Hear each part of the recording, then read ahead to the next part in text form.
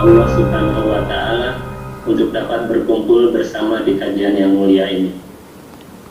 Salawat beserta salam kita aturkan kepada Nabi kita yang mulia Rasulullah Muhammad ibn Abdullah alaihi salatu wassalam beserta keluarganya dan para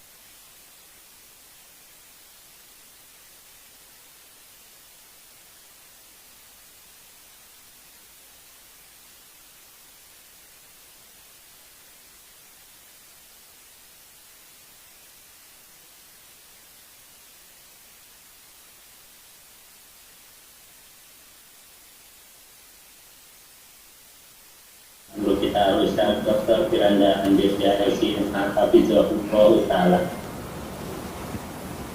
yang akan menyampaikan kajian dengan tema belajar dari kisah Hajar dan Ismail.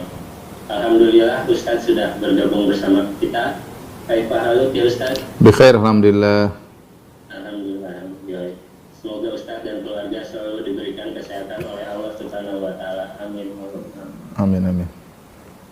Barakallahu fikum. Sebelumnya mohon izin Ana mewakili panitia untuk membacakan tata tertib selama kajian ini berlangsung. Silakan. Mari sama-sama kita meluruskan niat ikhlas menuntut ilmu agar Allah memberikan hidayah dan kemudahan bagi kita untuk mengamalkan ilmu yang kita dapat dari Ustaz nanti.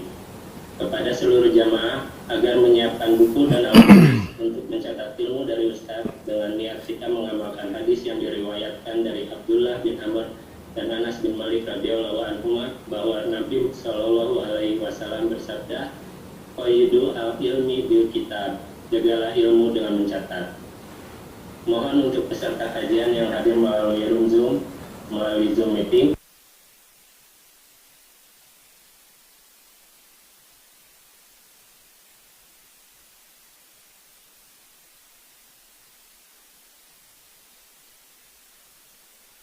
langsung pada Ustadz dengan cara menggunakan fitur raise hand terlebih dahulu. Demikian dari panitia. Selanjutnya mari kita simak pemaparan dari Ustadz. Kepada Ustadz falyatafadhal mashkura. Bismillahirrahmanirrahim. Assalamualaikum warahmatullahi wabarakatuh. Alhamdulillahi ala ihsani wa syukru lahu ala taufiqihi wa amtinani wa asyhadu an la ilaha illallah wahdahu la syarika lahu ta'ziman li sya'nihi wa asyhadu anna Muhammadan abduhu wa rasuluhu da'ila ridwani. Allahumma salli alaihi wa ala alihi wa ashabihi wa ikhwani. Para ikhwan dan akhwat yang dirahmati oleh Allah Subhanahu wa taala. Alhamdulillah pada kesempatan kali ini kita diberi kesempatan oleh Allah Subhanahu wa taala untuk sama-sama belajar, dan topik yang akan kita bahas adalah tentang belajar dari kisah perjuangan Hajar ya bersama Ismail dalam menghadapi, yaitu bertawakal dalam menghadapi permasalahan. Karena kita tahu bahwasanya kehidupan di atas muka bumi ini mengkonsekuensikan adanya ujian ya. Siapa yang hidup dia pasti diuji, dan bahkan Allah memang menciptakan kehidupan dan kematian untuk diuji. Ya, kata Allah Subhanahu wa taala, "Alladzi khalaqal mauta wal hayata liyabluwakum ayyukum ahsanu amala." Yang menciptakan kehidupan dan kematian untuk menguji kalian. Setiap yang bernyawa pasti diuji. Kullu nafsin dha'iqatul maut. Wa nabluukum bisyarri wal khairi fitnah wa ilaina turja'un. Setiap yang bernyawa akan merasakan kematian. Wa nabluukum bisyarri wal khairi fitnah, dan kami menguji kalian dengan kesulitan, dengan kemudahan. Wa ilaina turja'un, dan kepada kamilah kalian akan dikembalikan. Untuk Allah minta pertanggungjawaban tentang bagaimana kalian menghadapi ujian tersebut. Jadi sudah hal yang pasti bahwasanya kita akan diuji dengan berbagai macam ujian baik harta maupun kekurangan harta maupun kehilangan jiwa orang-orang yang dicintai. Kemudian juga kadang-kadang dharra, yaitu terganggunya kesehatan ya, sakit ya, dan banyak hal yang menjadikan seorang bersedih dengan ujian-ujian tersebut. Nah, bagaimana sikap kita ketika menghadapi permasalahan, problematika kehidupan, menghadapi ujian yang Allah berikan? Maka sikap yang paling utama adalah bertawakal kepada Allah Subhanahu wa taala. Karena kalau kita bertawakal artinya kita menyerahkan segala urusan kepada Allah Subhanahu wa taala. Wa may yatawakkal 'ala Allahi fa huwa hasbuh. Siapa yang bertawakal kepada Allah, maka cukuplah Allah baginya. Dan itu yang diajarkan oleh Nabi kita Nabi Muhammad sallallahu alaihi wasallam dalam segala gerak-gerik perjalanan kehidupan beliau senantiasa bertawakal kepada Allah Subhanahu wa taala. Bahkan beliau berkata, "Ya Hayyu ya Qayyum bi rahmatika astaghits fa aslih li sya'ni kullah wa la takilni ila nafsi tarfata ain." Ya Allah, dengan rahmat-Mu lah ya, aku mohon pertolongan-Mu. Ya, fa aslih li sya'ni kullah, perbaikilah segala urusanku, wa la takilni ila nafsi tarfata ain, dan janganlah kau biarkan aku bertawakal kepada diriku meskipun sekejap mata. Yaitu jadikanlah diriku senantiasa menyerahkan urusan hanya kepada Engkau. Lihatlah Nabi SAW mengajarkan kita untuk bertawakal dalam segala hal. Ya. Makanya kita dapati Nabi SAW keluar rumah bertawakal. Bismillahi tawakkaltu ala Allahi la hawla wa la quwata illa billah. Sampai mau tidur Rasulullah SAW bertawakal. Subhanakallahumma rabbi bika wada'tu jambi wa bika arfa'u. Inna amsakta nafsi faghfir laha wa in arsaltaha fahfathima tahfadz bihi baraka salihin. Ya Allah, dengan Engkau lah aku meletakkan lambungku, dengan Engkau lah aku mengangkat lambungku. Tawakal kepada Allah. Ya, dalam doa tidur yang lain, wa fawwadtu amri ilaik, aku serahkan urusanku kepada Engkau ya Allah, ya. Dan demikianlah.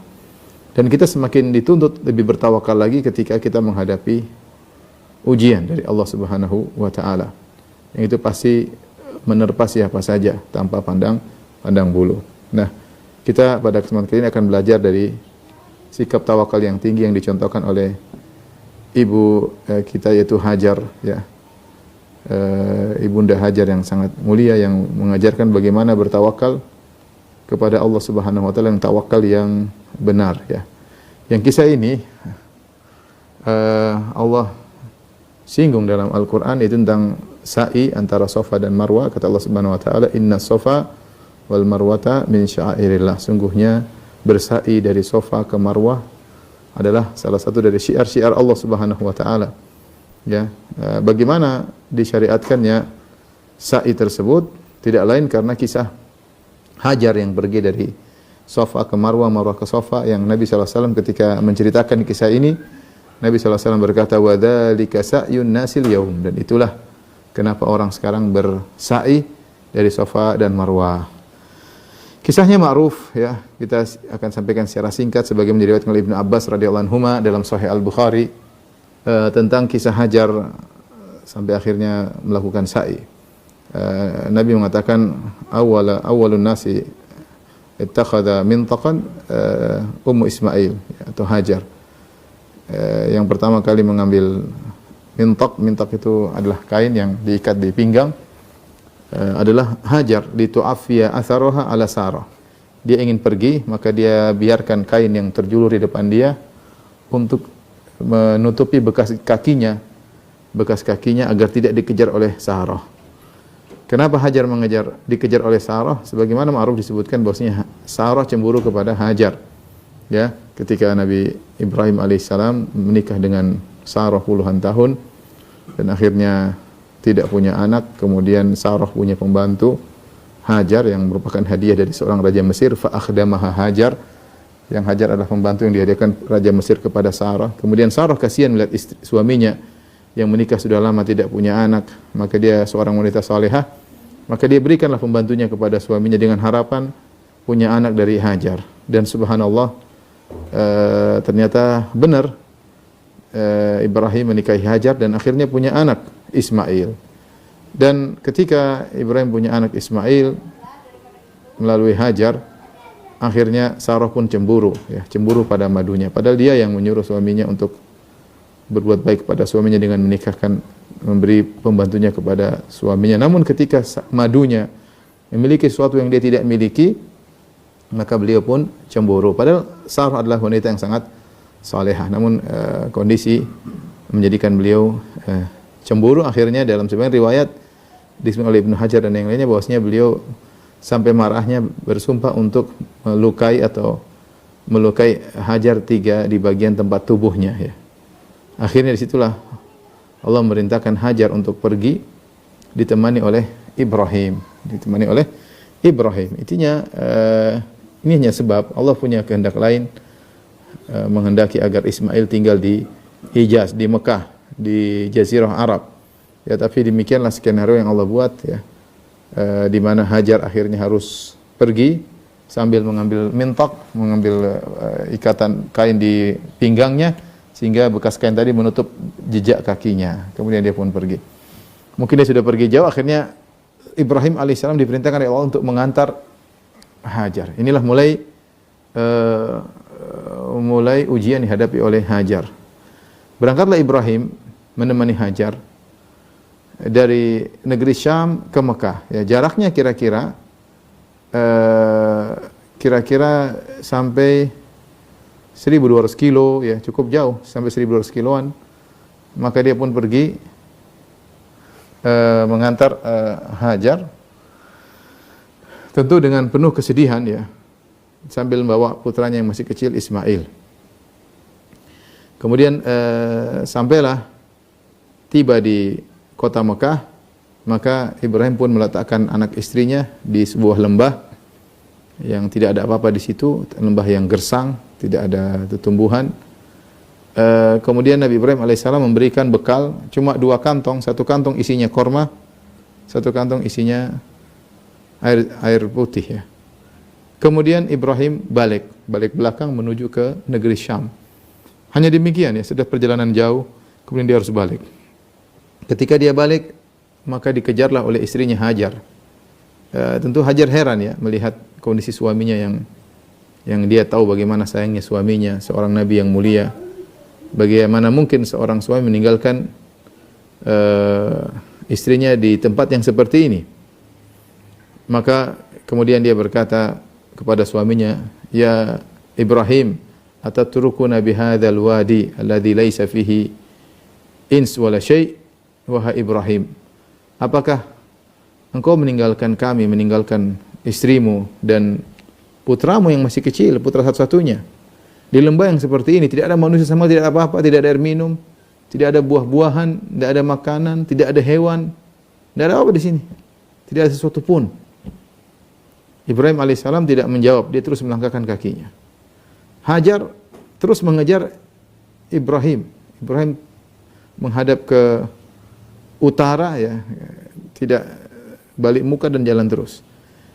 Hajar mengulangi lagi, "Ya Ibrahim, atatrukuna bihadzal wadi alladhi laisa fihi insun wala syai'?" Wahai Ibrahim, kau tinggalkan kami kah di sini? Suatu lembah yang tidak ada apa-apa di sini, tidak ada manusia dan tidak ada apapun. Ibrahim tidak peduli. Sampai Hajar mengulangi berulang-ulang. Sampai terakhir baru Hajar kemudian bertanya dengan pertanyaan yang lebih jelas. Kata Hajar, "Allahu amaraka bihadza." Wahai Ibrahim, apakah Allah yang merintahkan engkau melakukan ini? Kata Ibrahim, "Na'am." Ya. Jadi perkaranya bukan Ibrahim bawa Hajar jauh-jauh untuk menyenangkan hati Sarah, bukan. Perkaranya karena dia diperintah oleh Allah Subhanahu wa taala. Sarah cemburu kepada Hajar salah satu sebab aja. Allah punya rencana lain agar di Mekah kemudian jadi tempat pusat agama sedunia. Ya. Ini sekedar skenario Allah Subhanahu wa taala, yang jelas Allah yang perintah. Makanya Hajar ketika lihat suaminya melakukan tindakan yang tidak wajar, bagaimana meninggalkan anak istrinya di tempat yang gersang seperti ini, maka Hajar berkata, "Allahu amaraka bihadza." Apakah Allah yang merintahkan engkau? "Na'am," kata Ibrahim, "iya." Baru Hajar kemudian berkata, perhatikan, ini kata-kata kunci yang menyelamatkan banyak orang dari permasalahan. Jika dia bertakwa kepada Allah, kata Hajar, "Idzan la yudayyi'una." Kalau Allah perintahkan engkau meletakkan kami di sini, kalau gitu Allah tidak akan menyia-nyiakan kami. Allah tidak akan meninggalkan kami. Maka setelah itu dia langsung balik. Dia tahu tidak mungkin dia rayu-rayu suaminya tinggal barang sejam, 2 jam, tidak ada.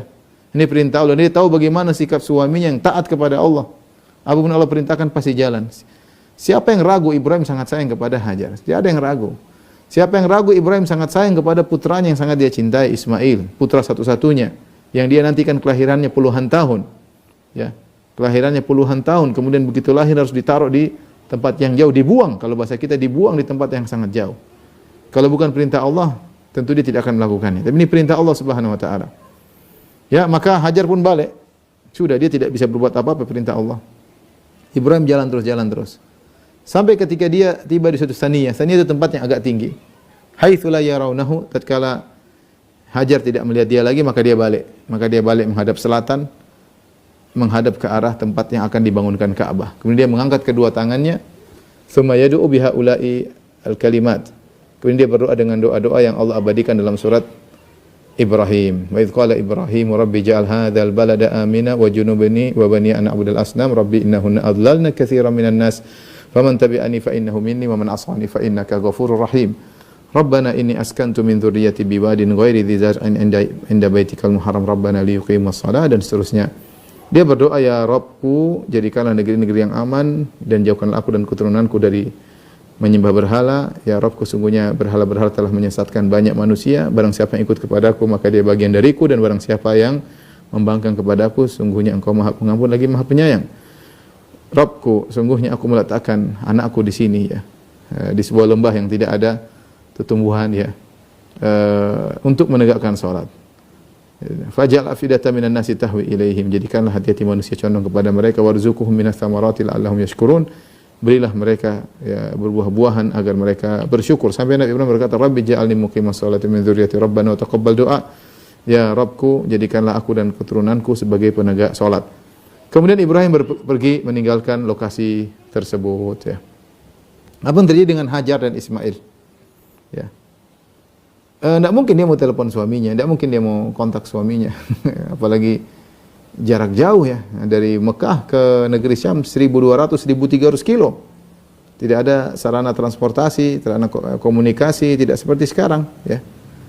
Maka ketika Hajar ditinggal, maka dia pun makan dari korma yang merupakan bekal yang ditinggalkan oleh Ibrahim alaihissalam. Dia minum dari air yang ditinggalkan bekal sampai akhirnya airnya habis, kormanya habis. Dari korma tersebut dia menyusui anaknya. Ketika kormanya habis, air habis, maka air susu pun berhenti. Ketika air susu berhenti, maka dia tidak bisa lagi menyusui putranya. Ketika putranya tidak mendapatkan asupan air susu ibu, maka dia pun menggeliat kesakitan, menangis, menggeliat Ismail, menggeliat. Hajar tidak kuasa melihat putranya. Ya, bagaimana seorang ibu melihat anaknya nangis dan dia tidak bisa berbuat apa-apa? Tidak ada makanan, mau disuapin apa? Enggak ada. Isinya pasir melulu semuanya. Semuanya tanah pasir, gersang. Mau kasih apa? Enggak ada apa-apa. Tapi dia tidak putus asa. Dia punya kata kunci, idzan la yudayyi'una. Allah tidak akan tinggalkan kita kalau kita bertakwa kepada Allah. Maka Hajar pun berusaha, ikhtiar. Kalau bahasa kita ikhtiar. Maka dia pun pergi ke tempat terdekat agak tinggi, yaitu Bukit Sofa. Maka dia naik di atas Bukit Sofa tersebut, dia melihat ke kanan, ke kiri, ke depan, ke belakang. Apakah ada orang dia bisa minta tolong? Ternyata tidak ada. Maka kemudian dia pun turun. Ketika sampai di daerah yang agak landai, dia angkat sedikit roknya supaya dia bisa berlari. Kemudian dia sampai ke Bukit Marwa. Sampai di Marwa dia lihat ke atas, ke kanan, ke belakang, ke kiri. Lihat manusia tidak ada sama sekali. Kemudian dia pun turun lagi, terus sampai ke sofa. Ketika lewat tempat landai dia berlari, kemudian naik di sofa. Berulang kali sofa Marwah, sampai ketiga yang ketujuh di Marwah. Maka tiba-tiba dia mendengar suara. Fatasamma'at, maka dia pun berusaha mendengar. Dia mengatakan, "Sohin, diam kamu wahai Hajar. Dengar suara itu, kamu diam." Dia berusaha konsentrasi diam, ada suara. Dia bilang, "Qad asma'ta, kau sudah mendengarkan suaramu kepadaku. In kana indaka giwath, kalau kau punya pertolongan, tolonglah kami." Tiba-tiba malaikat Jibril datang. Malaikat Jibril datang ke arah Ismail yang sedang menggeliat menangis. Maka fadaraba bi aqibihi aw bi janahihi, maka malaikat Jibril pun mukul dengan tumitnya atau dengan sayapnya ke tanah, maka keluarlah air Zamzam, keluarlah air. Air yafur, keluar air. Ketika Hajar melihat air tersebut, dia khawatir ya, ini air enggak tahu keluar sampai kapan. Khawatir meluber habis, keluar ke tanah kemudian habis, ya dia enggak bisa minum. Akhirnya mulailah dia faja'ala tuhawwidhuhu, maka dia pun membuat bendungan air tersebut supaya tidak meluber. Dia buat bendungan sampai air tersebut berhenti. Nabi SAW ketika menceritakan ini, Nabi komentar, Nabi SAW berkata, rahimallahu umma Ismail, law tarakat Zamzam lakana ainan ma'inan. Semoga Allah merahmati Ummu Ismail. Seandainya dia biarkan Zamzam akan menjadi sungai atau mata air yang mengalir, akan menjadi mata air yang mengalir. Kemudian Ismail hidup dan tumbuh berkembang sampai akhirnya menjadi seorang nabi, kemudian berdakwah di Hijaz. Yang ingin kita sampaikan di sini cuma sepenggal kisah ini aja, karena kisah Ismail dan Ibrahim panjang lebar ya. Kita ingin sampai pada titik bagaimana Lihatlah Hajar ketika menghadapi permasalahan yang sangat pelik. Ya, permasalahan bukan permasalahan yang ringan. Ditinggal oleh suami dengan jarak 1.200 kilo, 1.300 kilo, tidak ada kontak.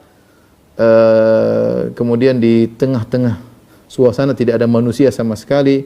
Di suatu tempat yang kering, tidak ada makanan, tidak ada minuman, tidak ada buah-buahan.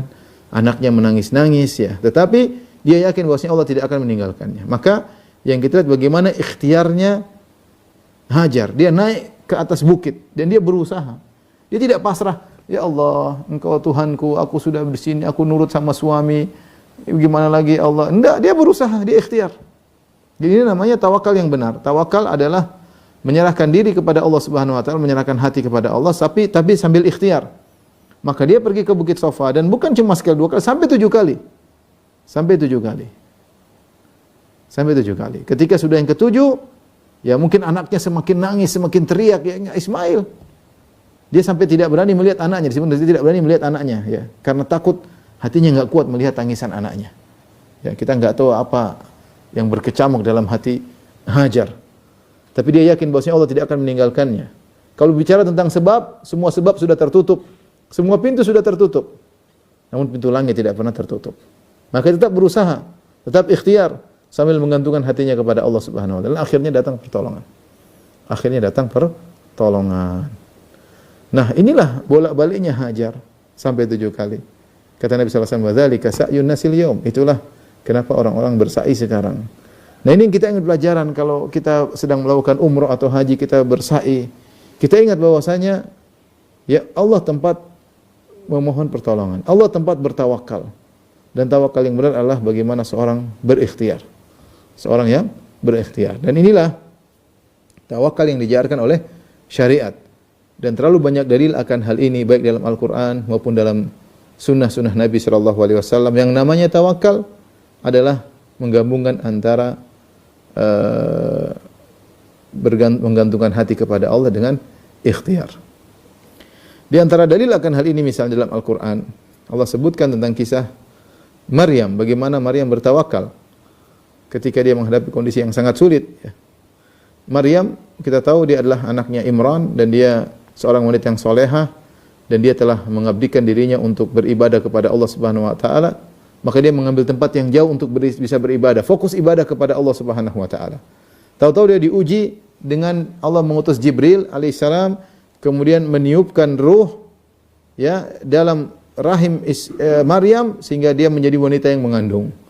Dan ini sangat berat. Bagaimana dia yang dikenal oleh masyarakat ketika itu Bani Israel mengenal dia sebagai wanita yang soleha dan dia menjauhkan diri, mengasingkan diri untuk beribadah, ternyata pulang-pulang perutnya besar. Tentu orang-orang akan menuduh dia dengan tuduhan yang tidak baik dengan mengatakan kamu ini ternyata selama ini katanya ibadah ternyata berzina. Apa kata dunia ya? Ini ujian yang berat bagi seorang yang soleha yang dikenal sebagai orang soleha, ternyata dia hamil dan tidak mungkin dia bisa jelaskan. Percuma dia menjelaskan, orang tidak akan terima. Maka ketika dalam kondisi sakit setelah dia mengandung selama 9 bulan ketika waktu melahirkan kata Allah fa aja'al makhadhu ila jid'in nakhlati qalat ya laitani mitu qabla hadha wa kuntu nasyan mansiya. Saking berat yang dia hadapi dia mengatakan ya laitani mitu qabla hadha, seandainya saya mati sebelum ini, sebelum mengandung, sebelum ini. Ya, wa kuntu nasyan mansiya, bagaimana seandainya saya itu dilupakan, tidak ada yang kenal, tidak ada yang tahu, saya terlupakan. Sekarang kondisinya berat. Dia dikenal sebagai wanita yang soleh, ternyata mengandung, tidak ada bapaknya, sulit menjelaskan kepada masyarakat. Tapi dia ketika melahirkan disebutkan Maryam dalam kondisi haus, dalam kondisi lapar, dalam kondisi kesakitan.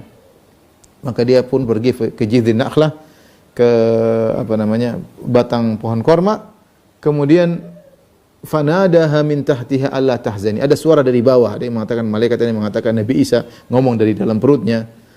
Allah tahzani qad ja'ala rabbuki tahtaki sariyah. Jangan kau bersedih wahai Maryam, qad ja'ala rabbuki tahtaki sariyah. Sungguhnya Allah Rabbmu telah menjadikan ada air yang mengalir di bawahmu untuk kau minum. Ya, karena dia haus. Kemudian dia lapar dan mau melahirkan, kata Allah atau kata sang anak, wa huzi ilaiki bi jid'in nakhlati tusaqit alayki rutaban janiyya. Maka hendaknya kau goyang itu pohon batang korma, niscaya akan jatuh rutab-rutab. Ini yang jadi perhatian kita, bagaimana Allah mengajarkan kepada Maryam untuk berikhtiar. Kalau tawakal jangan tanya. Maryam seorang ahli ibadah. Tawakalnya jelas, maksudnya dia sandarkan hatinya kepada Allah. Tapi dia, Allah meskipun akan menolong dia, tapi Allah menyuruh dia untuk apa?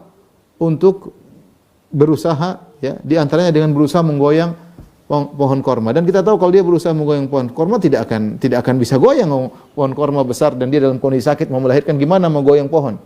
Kita laki-laki saja mau goyang pohon nggak bisa. Kalau goyang dari atas ataupun dari bawah nggak mungkin. Maryam terduduk di situ. Bagaimana cara dia menggoyang pohon? Tapi Allah suruh goyang. Supaya apa? Supaya belajar bahwasanya namanya akibat itu butuh sebab, butuh ikhtiar. Allah telah menurunkan sunnatullah, situ ada sebab dan akibat. Maka akhirnya dia goyang, maka turunlah, jatuhlah rutop-rutop dan dimakan oleh Maryam, ya. Intinya Allah menyuruh Maryam untuk berikhtiar, ya. Demikian juga seperti kisah yang Allah sebutkan tentang Nabi Yakub alaihissalam ketika menyuruh anak-anaknya untuk mencari Yusuf yang hilang. Dia mengatakan, ya baniya la tadkhulu min babi wahid wa dkhulu min abwabi mutafarriqah wa ma ughni ankum minallahi min syai' inil hukmu illa lillah alaihi tawakkaltu wa alaihi falyatawakkal mutawakkilun. Kata Yakub, wahai putra-putraku, kalau kalian masuk kota Mesir jangan masuk dari satu pintu, tapi dari berbagai macam pintu. Ini ikhtiar. Karena kalau kalian masuk satu pintu dengan tubuh besar-besar, pakaian yang berbeda dari penduduk situ, kalian akan terkena ain. Atau kalian akan diganggu oleh orang jahat. Maka masuklah kalian di pintu yang macam-macam. Tapi apa kata Yakub? Wa ma ughni ankum minallahi syai'. Ini sekedar ikhtiar, usaha. Tapi saya tidak bisa membantu kalian sama sekali. Alaihi tawakkaltu, hukum cuma milik Allah. Inil hukmu illa lillah. Hukum keputusan hanya milik Allah. Alaihi tawakkaltu, aku bertawakal. Wa alaihi falyatawakkal mutawakkilun. Orang bertawakal hanya bertawakal kepada Allah. Tapi ikhtiar tetap dikerjakan. Ikhtiar tetap dikerjakan. Inilah ikhwan yang dirahmati Allah Subhanahu wa taala, ikhtiar dengan menggantungkan hati kepada Allah ini sangat dibutuhkan ketika kita menghadapi permasalahan. Ya. Dua-duanya kita kumpulkan. Bagaimana kita menyandarkan hati dan bagaimana kita berikhtiar. Ada dua kelompok yang salah dalam hal ini, kelompok yang hanya menyandarkan hatinya kepada Allah Subhanahu wa taala tidak berikhtiar.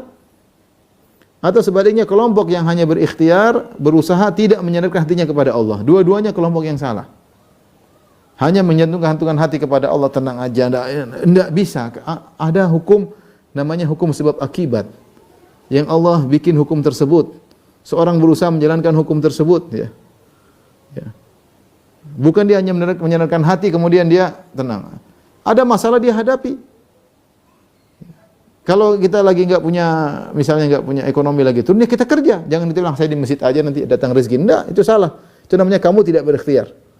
Ikhtiar itu kamu berusaha sambil hati disandarkan kepada Allah. Itu ikhtiar yang benar. Ya.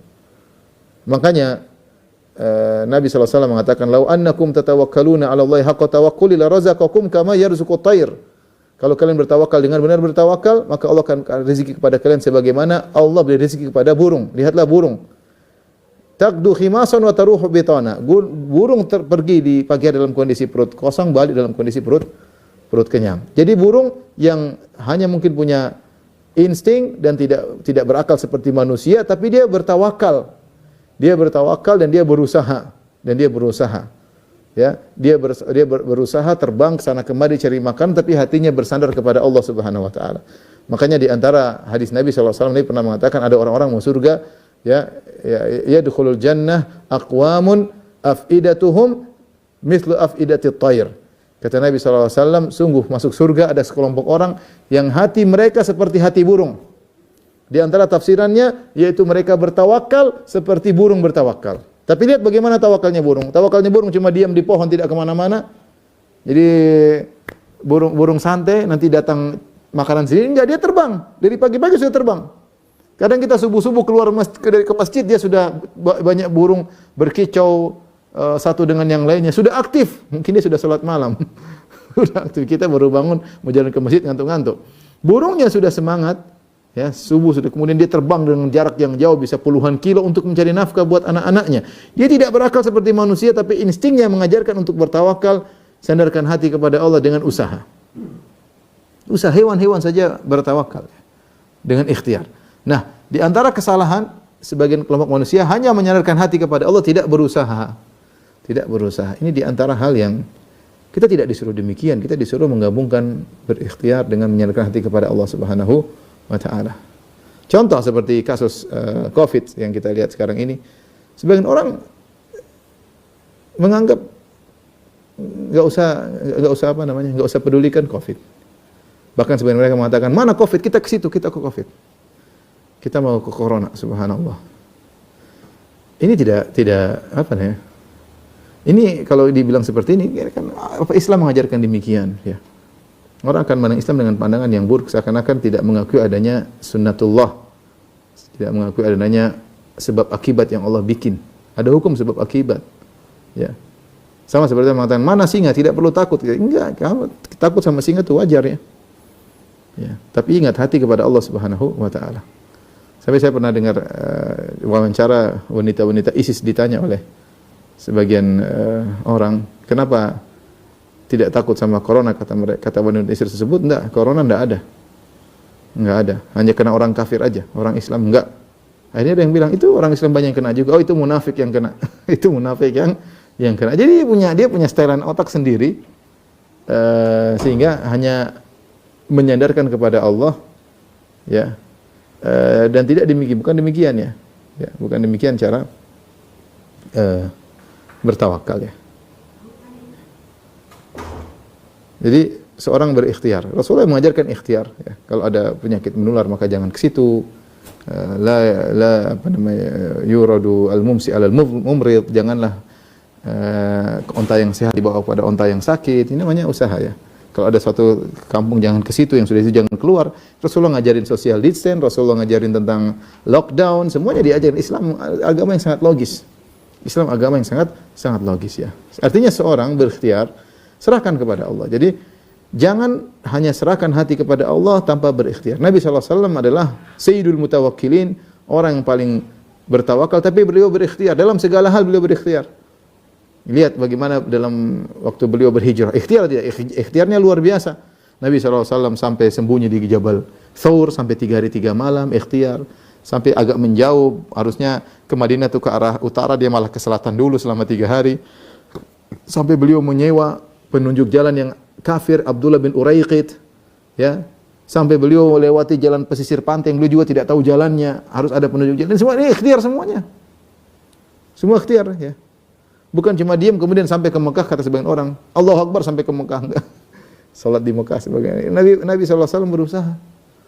Lihat bagaimana kalau perang Uhud, lihat bagaimana ikhtiar Nabi SAW. Nabi punya mata-mata. Nabi ada yang kirim berita kepada Nabi ya, bahwasanya orang musyrikin akan menyerang. Nabi SAW kemudian musyawarah. Ini kan ikhtiar semua. Musyawarah, jangan santai aja mau di sini, enggak, tenang aja ada Allah. Enggak, Nabi musyawarah dengan para sahabat, gimana kita mau keluar atau di kota Madinah bertahan. Kemudian Nabi SAW pakai baju perang, bahkan baju perang 2 dir'ain, tidak biasanya pakai 1 dir', 1 baju lapis perang, 2 lapis perang. Nabi pakai helm ya. Nabi pasang strategi sallallahu alaihi wasallam bagaimana caranya. Ini semua ikhtiar. Lihat dalam perang Khandaq ketika Nabi tahu musuh 10.000 orang, pasukan kaum muslimin cuma 2.000, secara kalau hadap-hadapan enggak logis. Maka Nabi bikin Khandaq. Khandaq dengan panjang sekitar 4 kilo, lebar lubang sekitar 4 meter, dalamnya sekitar 4 meter dengan panjang berkilo-kilo. Supaya apa? Supaya kuda tidak bisa lewat, kuda musuh. Ini semua ikhtiar. Ya. Kalau sekarang orang mau punya anak, gimana? Tenang, kalau Allah mau kasih anak saya tidak nikah pun bisa. Ya gimana caranya? Ya, kalau mau punya anak ya nikah, berhubungan, nanti bisa punya anak dengan izin Allah. Yang nikah aja pada enggak punya anak, apalagi kemudian tenang kita tawakal sama Allah. Enggak, Allah punya sebab dan akibat. Allah punya sebab, hukum sebab akibat. Sampai sebenarnya Allah mengatakan, lihat hukum sebab akibat ketika Allah berbicara tentang Ashabul Kahfi. Kata Allah Subhanahu wa taala, "Wa tahsabuhum aiqadan wa hum ruqud wa nuqallibum dzatal yamin wa dzatal shimal." Kau lihat mereka, kau sangka mereka Ashabul Kahfi yang tidur 309 tahun, kau sangka mereka dalam kondisi terjaga padahal mereka tidur. Wa nuqallibuhum dzatal yamin wa dzatal shimal. Kami bolak-balikkan badan mereka. Kata sebagian ulama, mengapa? Karena kalau mereka dibiarkan tidak bergerak-gerak, tidur pulas, khawatir darah mereka tergumpal, khawatir mereka tertutup dengan tanah. Tapi kalau mereka bolak-balik, enggak. Padahal Allah mampu buat mereka selamat tanpa harus bolak-balik. Tapi ada hukum sebab akibat yang Allah jalankan. Dibolak-balik. Ya.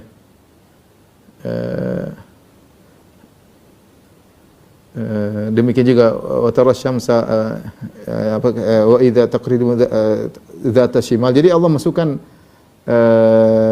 matahari, cahaya matahari ke dalam mereka, sebagian cahaya matahari untuk menjaga. Sebab Allah menjelaskan untuk menjaga kelembaban, untuk menjaga macam-macam. Jadi intinya sebab akibat berjalan. Ya, tadi Allah suruh Maryam untuk menggoyangkan. Yakub menyuruh anak-anaknya untuk ikhtiar. Nah, jadi ada sekelompok yang mereka hanya bersandar kepada Allah, lupa untuk ikhtiar. Tapi ini sekelompok kecil. Kelompok kecil. Kebanyakan tidak demikian, ya.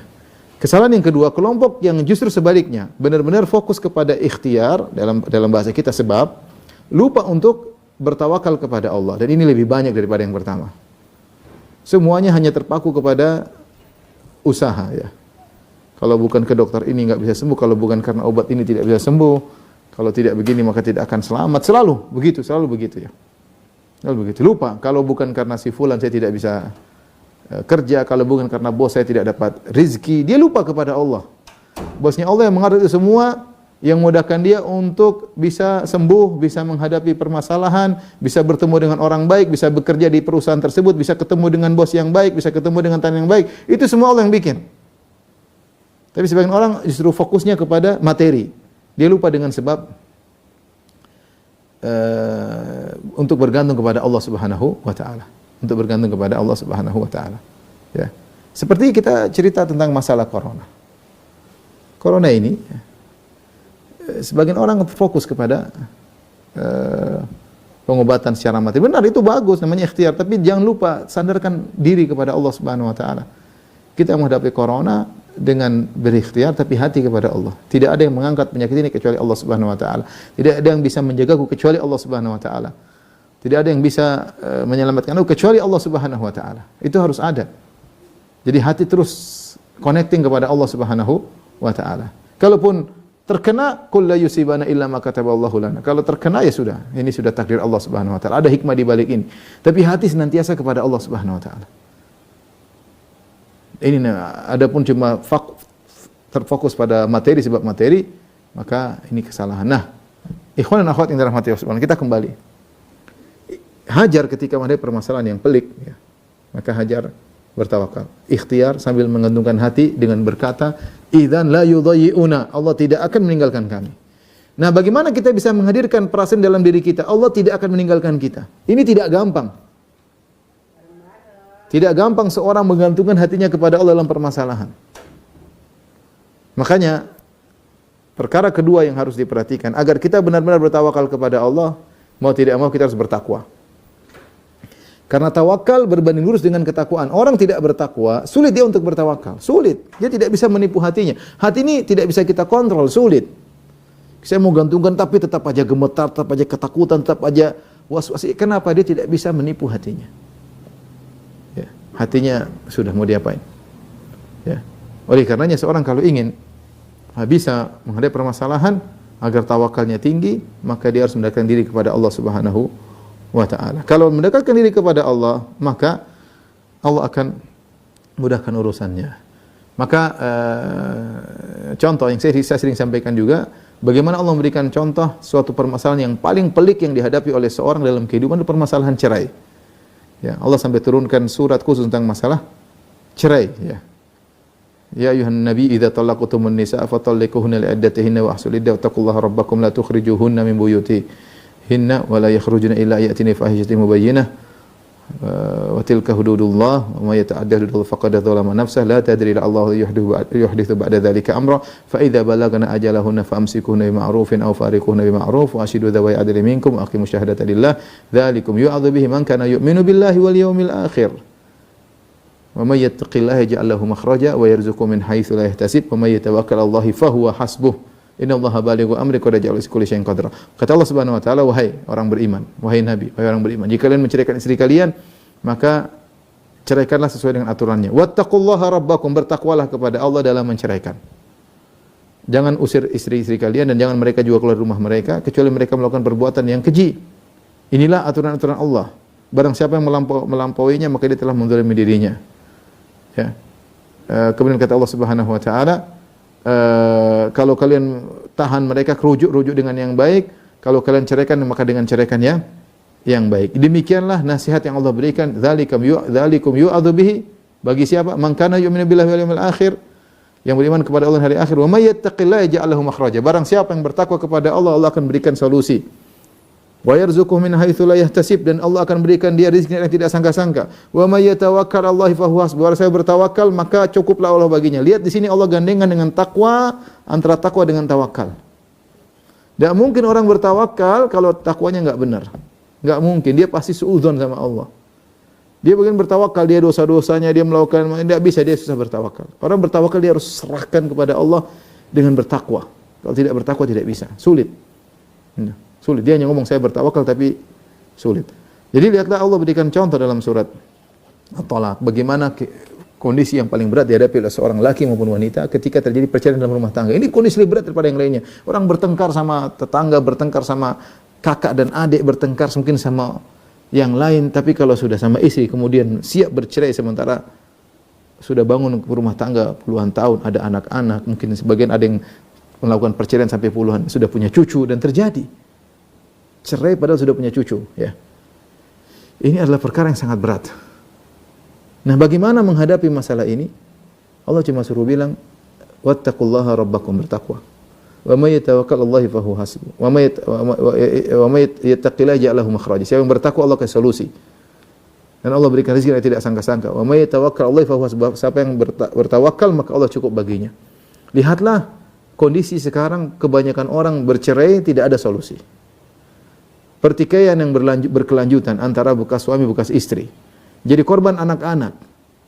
Kesian betapa banyak janda-janda yang akibat perceraian yang tidak diperdulikan. Ya, betapa banyak suami yang sudah menceraikan akhirnya juga kehidupan kacau. Anak-anak ini tinggal kacau semua. Aib terbongkar kemana-mana. Kenapa? Karena keduanya ketika menghadapi permasalahan tidak bertakwa. Allah sudah jelaskan, ini perkara paling pelik. Kalau kamu bertakwa, pasti ada solusinya. Pasti. Bukan cuma itu, Allah kasih rizki dari arah yang kau tidak sangka-sangka. Allah bilang, ini dalam kasus perceraian.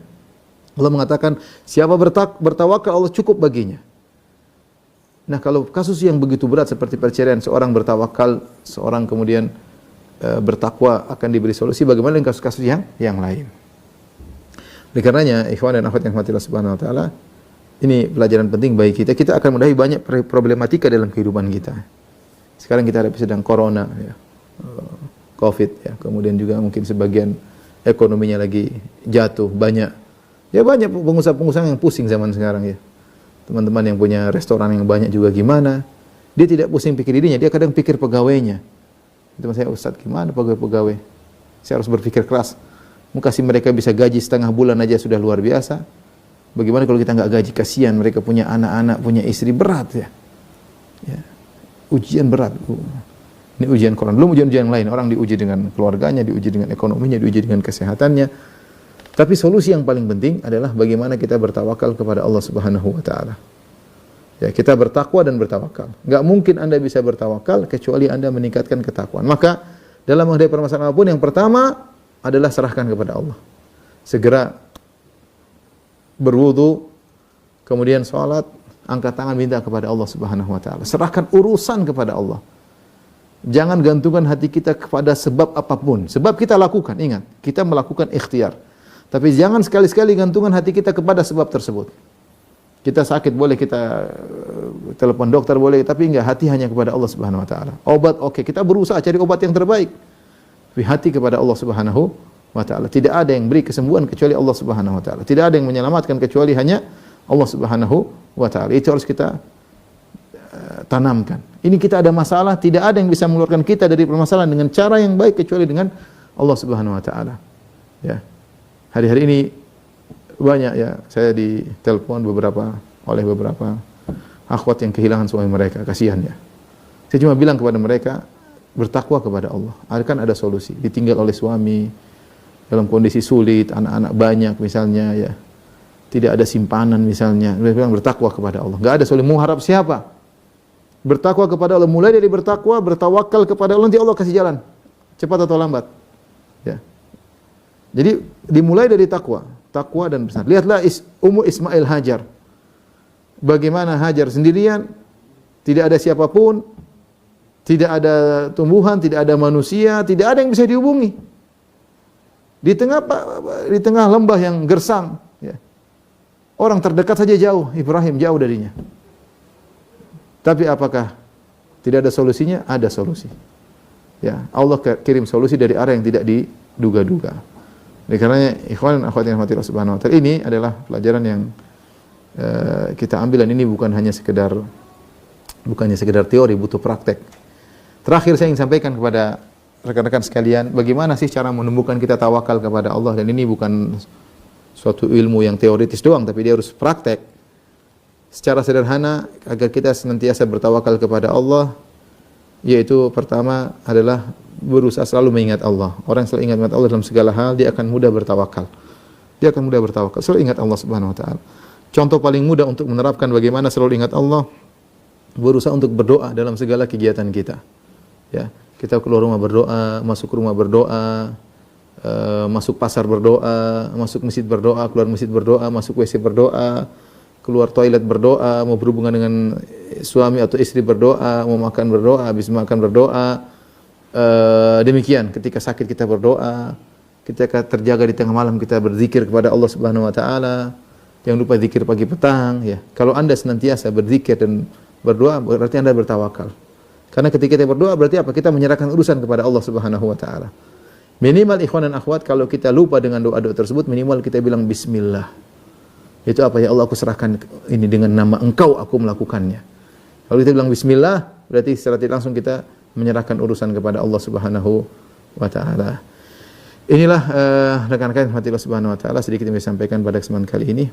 Kita ini masih kurang takwa, masih kurang tawakal kita masih rendah. Kita masih sering terpukau dengan sebab-sebab duniawi, lupa menggantungkan hati kepada Rabbul Alamin. Banyak masalah yang tidak tuntas karena kita kurang takwa, kurang tawakal. Ya, kita mencari solusi hanya sebab-sebab duniawi, lupa bahwasanya solusi akhirat lebih hebat daripada solusi duniawi. Semoga dengan sedikit yang sampaikan ini kita sama-sama bisa belajar bertawakal kepada Allah. Wallahu taala alam bisawab. Kalau ada yang bertanya, saya persilakan.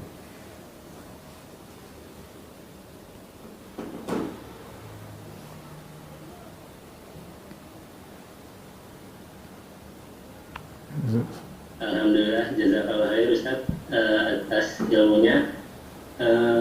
Berarti tawakal tanpa ikhtiar ataupun sebaliknya juga nggak bisa ya Ustaz ya?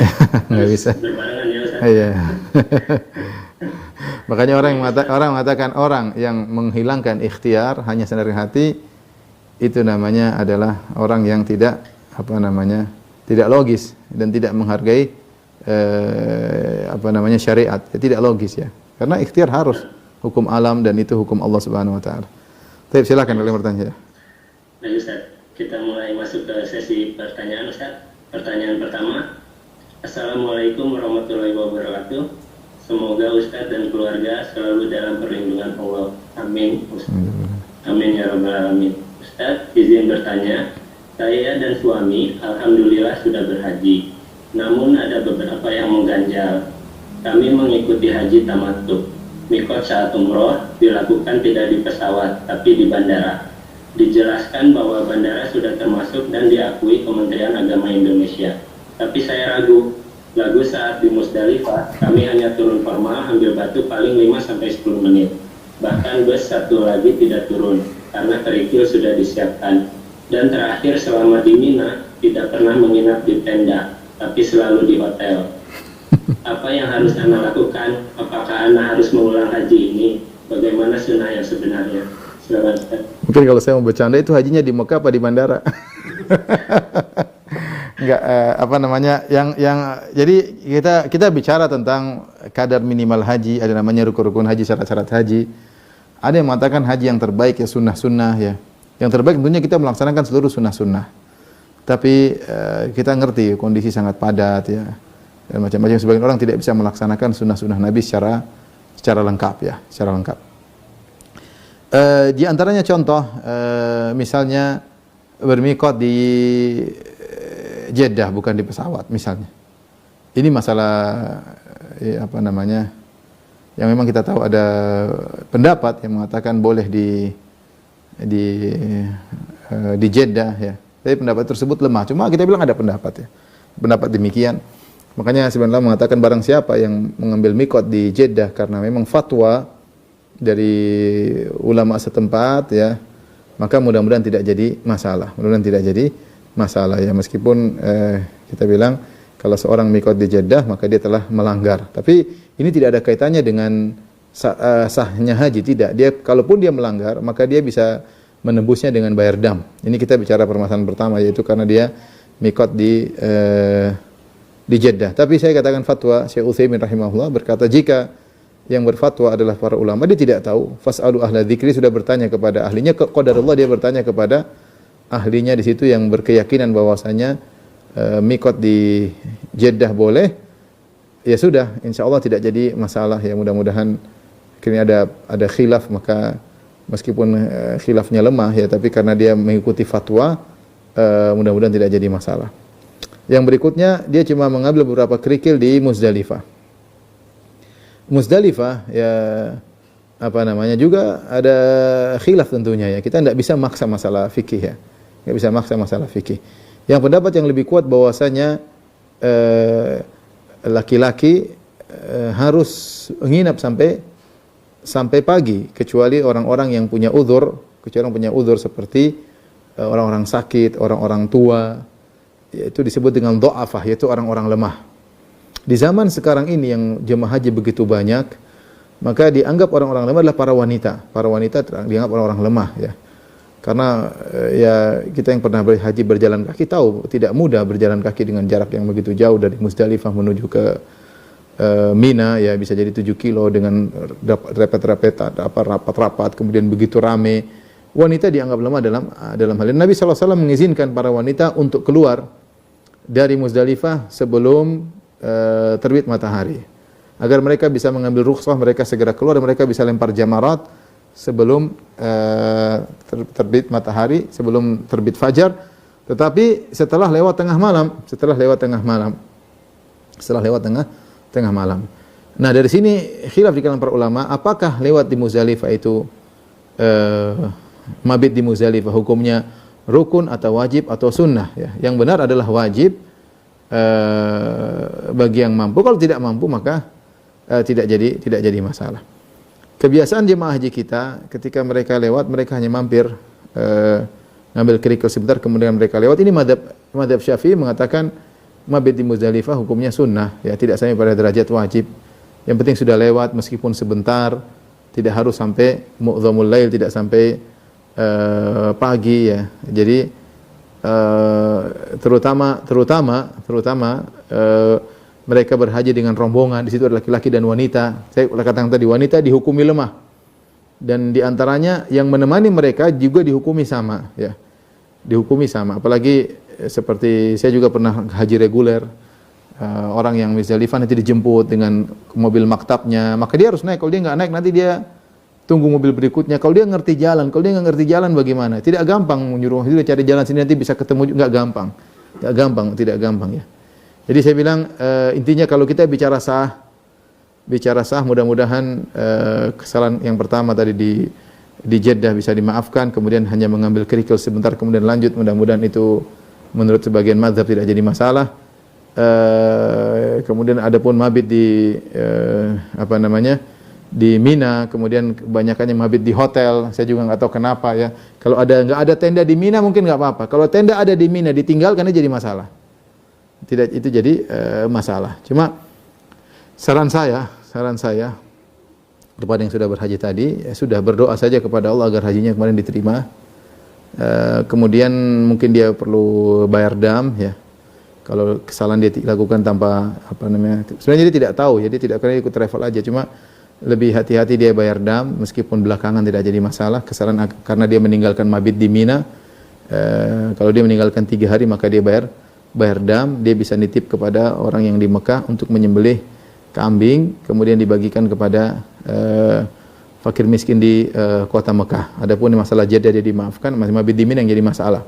Yang jadi masalah karena ditinggalkan. Setelah itu tinggal berdoa kepada Allah agar Allah menjadikan hajinya mabrur. Insyaallah Allah Maha tahu, dia tidak sengaja. Itu semua bukan karena kesengajaan, tapi karena tidak tahu, dan kesalahan yang dilakukan masih dalam koridor khilafiyah.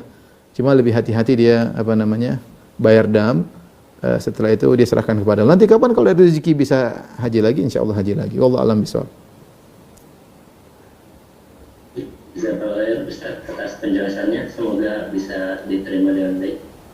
Selanjutnya ke pertanyaan kedua Ustaz, masih dari room chat. Assalamualaikum warahmatullahi wabarakatuh.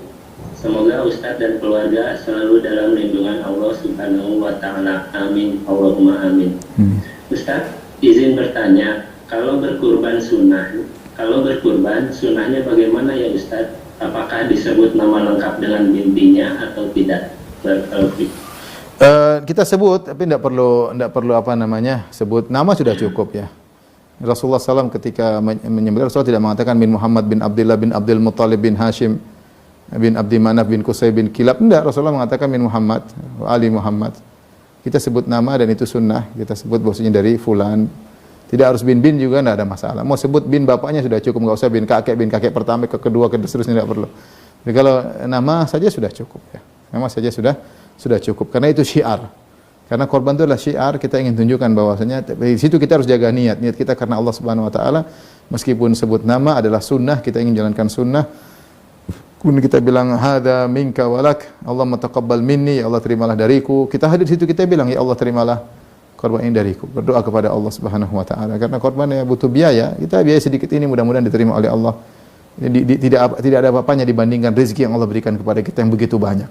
Makanya kita minta, ya Allah ini pun rezekimu, dari ini pun rezeki darimu, saya bisa beli hewan korban ini, maka terimalah dari hambamu ini ya. Tapi tidak perlu nama panjang-panjang. Wallahu a'lam bishawab. Baik, jazakallahu khairan Ustaz. Selanjutnya kami persilahkan kepada yang raise hand terlebih dahulu. Di sini ada Akhi Rizal Pradana, bisa di-unmute.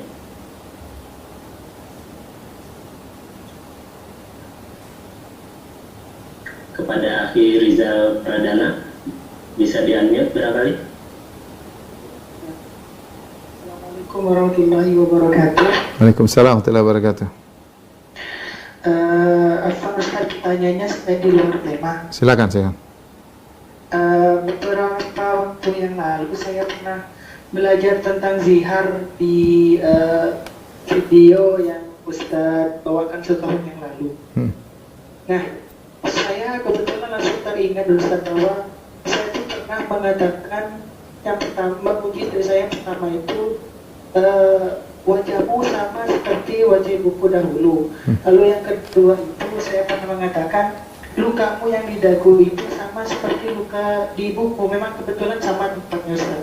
Yang ketiga itu saya pernah mengatakan bau badanmu sama seperti bau badan ibuku itu Ustaz. Itu bagaimana hukumnya Ustaz ya? Sedangkan saya bicara seperti itu belum ada maksud untuk menziarah itu Ustaz. Insyaallah. Saya juga nggak tahu apa itu zihar. Ya. Insyaallah enggak ada masalah karena tidak diniatkan dan bukan niat zihar. Zihar adalah kebiasaan orang jahiliyah, dahulu mereka gunakan untuk menceraikan istrinya. Mereka menggunakan istilah zihar dengan menyamakan istrinya seperti ibunya atau seperti menyamakan istrinya dengan mahramnya, seperti kamu seperti ya adikku, kamu seperti kakak perempuanku. Itu juga lafal-lafal zihar selain ibu. Karena tentunya kita tidak boleh menggauli adik, enggak boleh menggauli kakak, karena itu mahram, tidak boleh menggauli ibu. Tapi itu kebiasaan orang jahiliyah dan niat mereka adalah untuk menjatuhkan cerai. Kemudian di Islam juga sebagian melakukan zihar, itu qaulan munkaran wa zura ya. Munkar dan kebohongan kata Allah Subhanahu wa taala. Jadi adapun kalau seorang mengucapkannya tanpa niat, insyaallah enggak ada masalah, enggak ada hukum di balik itu. Cuma lafal-lafal itu kita jauhi, karena mirip dengan lafal zihar. Tetapi kalau tidak ada niat tidak jadi masalah. Wallahu a'lam bishawab. Terima kasih. Ya, masalah. Baik, pertanyaan selanjutnya Ustaz. Izin bertanya Ustaz, apakah mengkhawatirkan masa depan termasuk tidak bertawakal? Dan bagaimana batasan yang diperbolehkan untuk memikirkan atau mempersiapkan masa depan? Jazakallahu khairan Ustaz. Tentu tidak ya. Seorang ketika Nabi SAW dalam melakukan persiapan perang, Nabi juga memikirkan masa depan. Artinya itu usaha seorang ikhtiar ya. Tapi tadi jangan berlebih-lebihan sehingga ketakutan yang berlebihan ya. Kita namanya ikhtiar diperbolehkan. Bahkan disebut dalam riwayat Rasulullah SAW pernah menyimpan makanan ya untuk istrinya, dan ini tidak jadi masalah. Selama itu masih dalam koridor yang logis. Adapun seorang akhirnya menyimpan sehingga pelit, sehingga tidak berbuat baik kepada orang tuanya, sehingga tidak berbuat baik kepada tetangganya, ini salah ya. Ini salah ya. Jadi tidak jadi masalah kita menyiapkan untuk ke depan, menyiapkan buat anak-anak, buat apa namanya, kalau ada krisis kita punya persiapan. Tapi yang penting jangan menzalimi orang dan jangan menjadi pelit. Itu yang jadi masalah. Misalnya ketika dalam kondisi gini akhirnya beli barang semua sehingga orang tidak kebagian, ini contoh, ini menzalimi orang. Ini tidak boleh. Jadi wajar-wajar aja persiapan, wajar. Yang lain juga persiapan untuk menghadapi apa namanya masalah di kemudian hari. Atau kita punya tabungan buat anak-anak ya, kalau kita terjadi sesuatu, meninggal atau yang lainnya, ada persiapan anak-anak. Tapi tadi jangan sampai membuat kita pelit ya, gara-gara persiapan buat anak-anak sehingga tidak pernah kasih orang tua, tidak pernah bantu kakak dan adik, ya itu salah. Kalau seperti itu namanya pelit ya. Ke depan Allah, nahnu narzuquhum wa iyyakum, kami berikan rezeki pada anak, kami beri rezeki pada kalian, kata Allah Subhanahu wa taala. Silakan menabung ya, silakan mempersiapkan untuk ke depan, namanya planning itu perlu, tapi jangan sampai terjerumus dalam keharaman dan jangan sampai menjadi orang yang pelit, kekhawatiran berlebih-lebihan ya. Kekhawatiran berlebih-lebihan ya. Kita fokus di depan kita fokus yang kita hadapi, yang di depan kita boleh persiapan, boleh planning ya, tapi jangan berlebih-lebihan. Allah alam bisawab. Jazakallahu Ustaz atas jawabannya.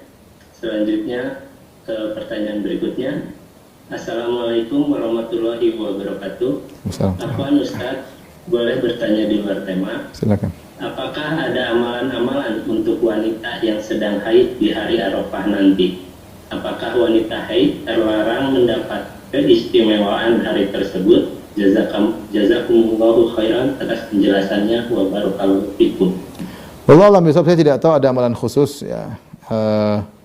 Qadarullah, misalnya dia tidak bisa puasa pada hari tersebut, sama sebagaimana dia tidak puasa pada hari Ramadan. Kita tahu Ramadan lebih afdal daripada puasa Arafah.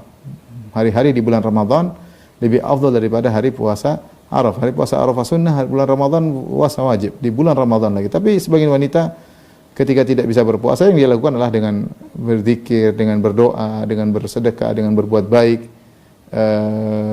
Dan kita tahu tanggal 9 Dzulhijjah besok masih dalam lingkup 10 hari Dzulhijjah yang amalan soleh dicintai oleh Allah. Apa saja amalan soleh tersebut? Mau sedekah, mau zikir, mau puasa, mau berbakti sama orang tua, menyambung silaturahmi. Saya rasa banyak amal soleh yang bisa dikerjakan besok meskipun seorang wanita dalam kondisi haid ya. Dia bisa melayani suami dengan lebih baik, mungkin memasakkan yang terenak buat suami senang misalnya, perhatian sama anak-anak, atau berbakti sama orang tua, atau berzikir, baca Quran, wanita haid boleh baca Quran ya. Banyak yang bisa dia kerjakan.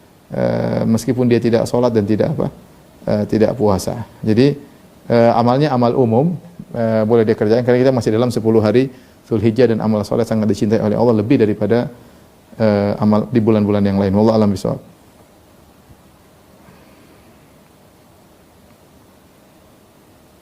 Baik Ustaz, masih ada waktu Ustaz? Boleh 2 pertanyaan lagi kalau masih ada.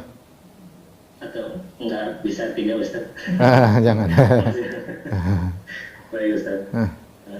Ini masih ada di room chat. Silakan. Assalamualaikum Ustaz. Benarkah Nabi Ishak yang disembelih oleh Nabi Ibrahim sebagai korban, bukannya Nabi Ismail?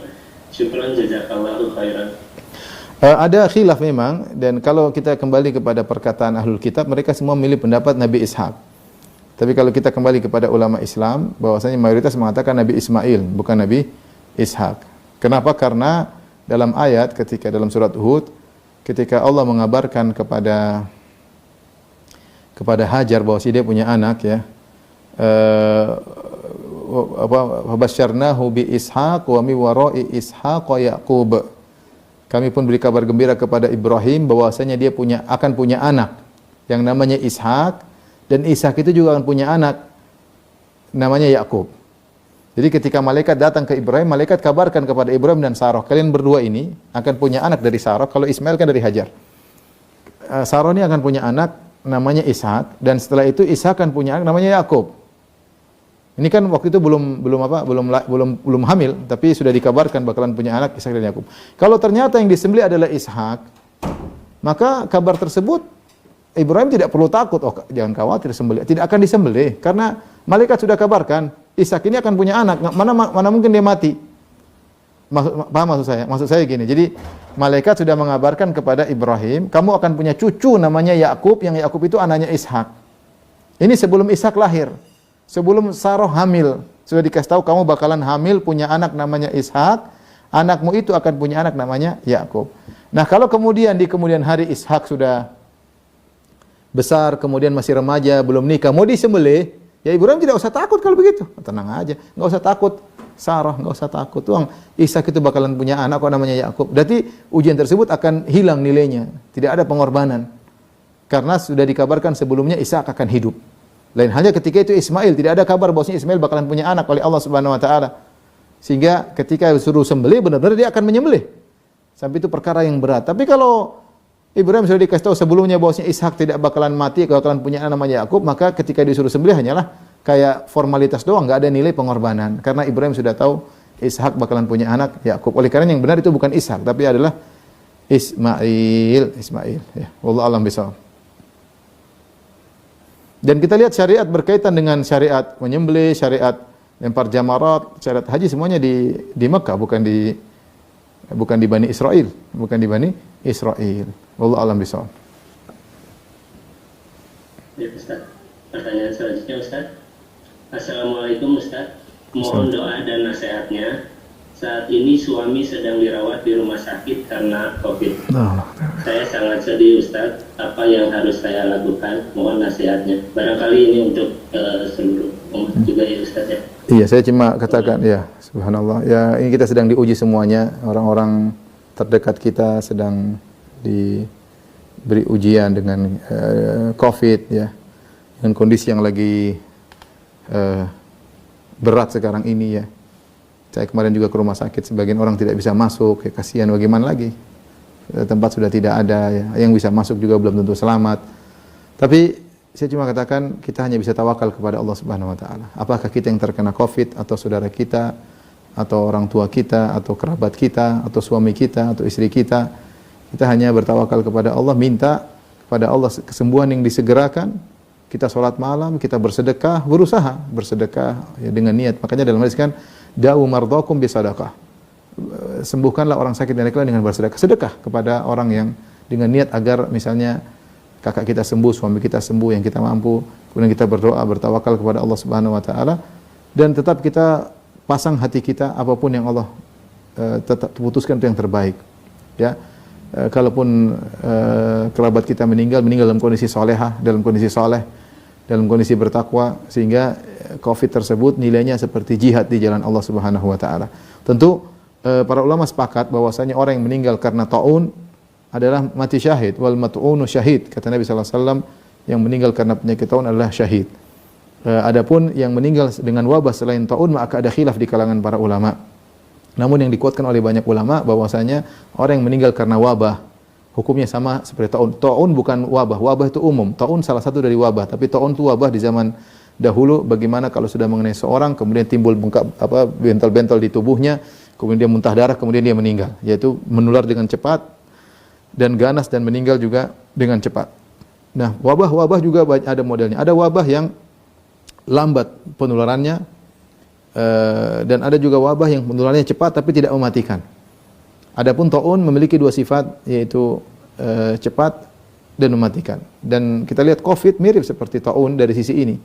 Meskipun berbeda bentuk kematiannya, tapi cepat tersebar dan mematikan. Sehingga Allah alam bisawab sebenarnya mengatakan siapa yang meninggal karena COVID, maka dia nilainya seperti mati syahid. Ini sekedar kalaupun kejadian yang tidak kita inginkan ya, ternyata orang kita sayangi dipanggil oleh Allah Subhanahu wa taala, maka kita husnudzon bahwasanya itu yang terbaik baginya ya, itu yang terbaik baginya. Tapi kita tetap, tadi saya katakan, ikhtiar kuat, ikhtiar di antaranya terus misalnya bisa hubungi keluarga, bisa hubungi suami, telepon, kasih semangat, suruh dia berdoa kepada kita, juga banyak berdoa ya, saatnya kita bertakwa kepada Allah, bangun malam, puasa sunnah kalau perlu. Kemudian kita bersedekah, sedekah niatnya untuk kesembuhan. Jadi kita berusaha semaksimal mungkin, dan apapun yang terjadi kita serahkan kepada Allah Subhanahu wa taala. Tadi, wa may yattaqillaha yaj'al makhraja. Jangan sampai kalau terjadi sesuatu kita tidak bertakwa. Apapun yang terjadi, mudah-mudahan suami cepat sembuh disebut oleh Allah Subhanahu wa taala. Tapi kalau ternyata tidak yang kita inginkan, kita harus bertakwa menghadapi segalanya agar Allah memberikan solusi dan sebagai lahan pahala di sisi Allah Subhanahu wa taala. Demikian apa yang saya sampaikan, kurang lebih saya mohon maaf. Wabillahi taufiq wal hidayah. Assalamualaikum warahmatullahi wabarakatuh.